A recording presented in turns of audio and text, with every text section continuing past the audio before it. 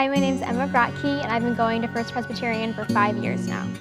I went to Cuba on a mission trip with our youth group last week, and we got to take a few of our high school students down there and lead a trip down there, and the main focus was children's ministry while we were there and just partnering with the churches that we have sponsored and planted down in Cuba. Partnering with those pastors and building relationships with them was the main focus. So the thing that stood out to me the most on this Cuba trip was actually towards the end of the trip. And I was really just asking God for boldness and courage as we were going into the last few days, because we unexpectedly were told that we were going to be doing evangelism on the last few days instead of the normal VBS that we were putting on for the kids. And that was really out of my comfort zone. So I was just praying for courage in doing that. And so we got to the church on the last day, and the pastor asked, okay, who wants to go with me? And out of nowhere, my hand just shot up so quickly that I wasn't expecting that, because I was just really nervous about it. So he's like, okay, yeah, you're coming with me, let's do this. So we go out, and I had been praying previously that God would just use my story to impact somebody that I met in Cuba.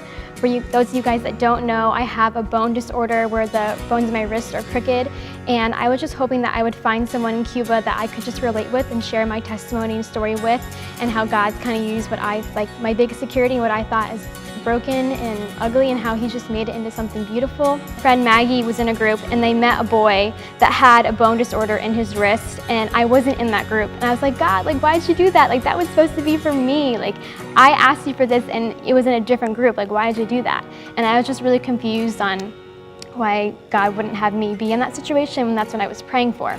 So the next day we go out, and that's when I raised my hand really quickly and told the pastor, I'm gonna go with you. And that was just a step of boldness. So we went out with him, and we got to meet a lovely woman named Elena. And right when I met her, I was just overcome with emotion, because she was in a wheelchair, and she too had a bone disorder, but it was in her legs this time, and she was unable to walk. And the backstory with her was, somebody told her that the reason that she's in a wheelchair is because that was God punishing her. And that's what her perception of God was. And so we got to go in there, and I just shared my whole story and testimony with her about how I too have a bone disorder and how I felt held back and insecure with that, but how God's using it. And if you guys don't know, now I have my own business, hand painting Bibles. And God took what I use as ugly, my wrist, that I just thought was just a burden to me, and he's using my hands, my wrist, to paint Bibles for people all over the world. And so I just shared that with her, and I showed her my Bible, and she was just so touched by how God's using what I didn't like about myself to bring him glory, and just how he really redeemed that and used my story to touch her. And by the end of the time we were talking, she said, I have complete faith that God's going to heal my leg.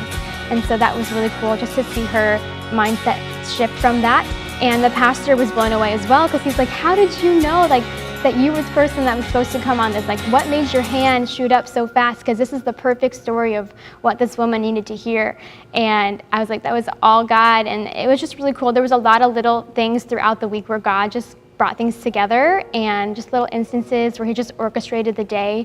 And it was really cool to be reminded of how much he really does truly care so much about us and love us, and how he wants to be involved in every aspect of our day and just bring himself glory. So that was really cool to be a part of on the trip. I'm never going to forget that, the way that God answered my prayer and used my story to touch somebody else's story in Cuba.